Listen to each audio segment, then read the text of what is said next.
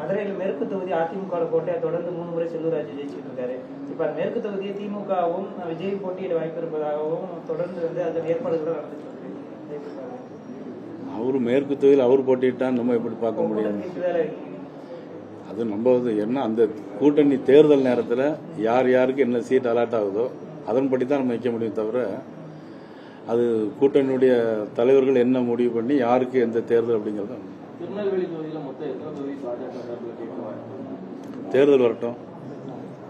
பாஜகவும் அதிமுக கூட்டணி வச்சது தமிழக மக்களுக்கு எடப்பாடி செஞ்ச துரோகம்னு நேற்று கேஸ் அழகிரி சொல்லியிருக்காரு. அதை நீங்க எப்படி பாக்குறீங்க? அவர் சொல்றது யாருக்குமே தெரிஞ்சிருக்காதுன்னு நினைக்கிறேன். அப்படிப்பட்ட நபர்னு நினைக்கிறேன். அதாவது எப்படின்னா ஒரு கூட்டணி 2 பேர் ஒன்னா சேர்றது துரோகம் அப்படின்னா அப்போ கேஎஸ் அழகிரியும் திமுக ஒன்னா சேர்ந்தா அது நல்லது. இது எந்த விதத்தில் இது என்ன கேள்வியும் சரியில்லை, அவர் சொன்ன பதிலும் சரியில்லை. இது சரியான கேள்வியா? இது ஒரு கூட்டணி கட்சி ஆட்சி அமைக்கணும்னு நினைச்சு நாங்க வச்சிருக்கோம். இது துரோகம்னு எப்படி எடுத்துக்க முடியும்? முன்னாடி சேர மாட்டோம் அப்படின்லாம் எடப்பாடி தரப்புல இருந்து ரொம்ப அவங்க அமைச்சர் முன்னாள் அமைச்சர்கள் எல்லாமே நான் உங்களை பார்த்து கேட்கிறேன். இதே இது கலைஞர் அவர்கள் இந்திரா காங்கிரஸ் கூட்டணி கிடையாது, புரிஞ்சுதா? அவங்களுக்கு கூட்டணி கிடையாது. மதுரைக்கு இந்திரா காந்தி அம்மையார் வர்றாங்க, கல்ல தூக்கி அடிக்கிறாங்க. திமுக கருப்பு கொடி போராட்டங்கள்ல கல்ல தூக்கி அடிக்காங்க, அடிச்சு ரத்தம் வருது. கலைஞர் கேட்காங்க, என்ன தெரியுமா கேட்காங்க? நீங்களும் பிறந்திருக்க மாட்டீங்க, எது தெரியுமா அம்மையாருக்கு அடிபட்டதால் வந்த ரத்தமா? அதுதான் என்னால் இப்போ சொல்ல முடியும். லைவ்ல ஓடிட்டு இருக்கு. அடிபட்டதால் வந்த ரத்தமா அப்படின்னு கேட்கறான். அதுக்கப்புறம் 6 மாசம் கழிச்சு நேருவின் மகளே வா நிலையான ஆட்சி தாங்குறாங்க. அப்போ அதெல்லாம் நல்லது, இது துரோகமா? அது துரோகமா இது துரோகமா? என்ன தம்பி ஒன்றும் சொல்ல மாட்டேங்கிறீங்க? அவங்களே என்ன இது சொல்லுங்க, பதில் சொல்லுங்க.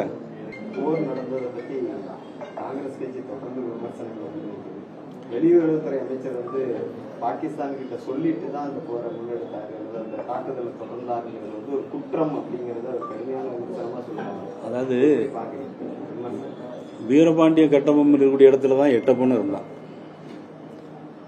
காட்டி கொடுக்குற கூட்டம் நாட்டில் இருந்துகிட்டே தான் இருக்கு. நம்ம என்னைக்கு மனித ஜென்மம் பிறந்தோம், அதனால ஒருத்தன் காட்டி கொடுக்குற கூட்டம் இருந்துகிட்டு தான் இருக்கு. அதனால காங்கிரஸ் கட்சி என்னைக்குமே காட்டி கொடுத்தது. காஷ்மீர் மாநிலம் போறதுக்கு காரணமே காங்கிரஸ் கட்சி. ஹரிசிங் தான் முதலமைச்சராக இருந்தாங்க. நேருவால தான் இன்னைக்கு இதே இன்னைக்கு இவ்வளவு தூரம் ஆகி போச்சு காஷ்மீர் இஷ்யூ. அதனால அவங்கள பத்திலாம் பேச வேண்டியது. எதிர்கட்சியினுடைய தலைவரா இருக்கிறாரு, அவர் சொல்லக்கூடிய விமர்சனங்களோ அல்லது வெளியே சாதாரணமா கடந்து போக முடியாது, அதுக்கு பதிலளிக்க வேண்டிய தேவைன்னு ஒன்று இருக்கு மாநில மத்திய அரசு. இன்னைக்கு 26 பேரை மனைவி முன்னால 10 வயசு சிறுவன் முன்னால நேர விட்டு AK-47 சுட்டு கொள்றான், ட்ரெஸ்ஸை கலத்திட்டு. அதை பார்த்துட்டு எப்படி பேசாம இதை போய் அங்க பேசி வச்சு அடிக்கான்னு சொன்னா இதெல்லாம் ஒரு எப்படி பேசி வச்சு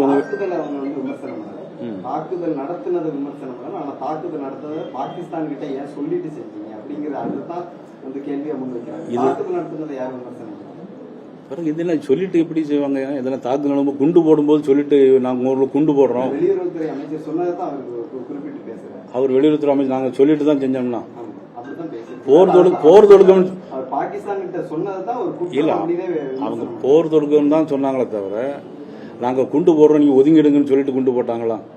அப்படி இல்லைல்ல. இதெல்லாம்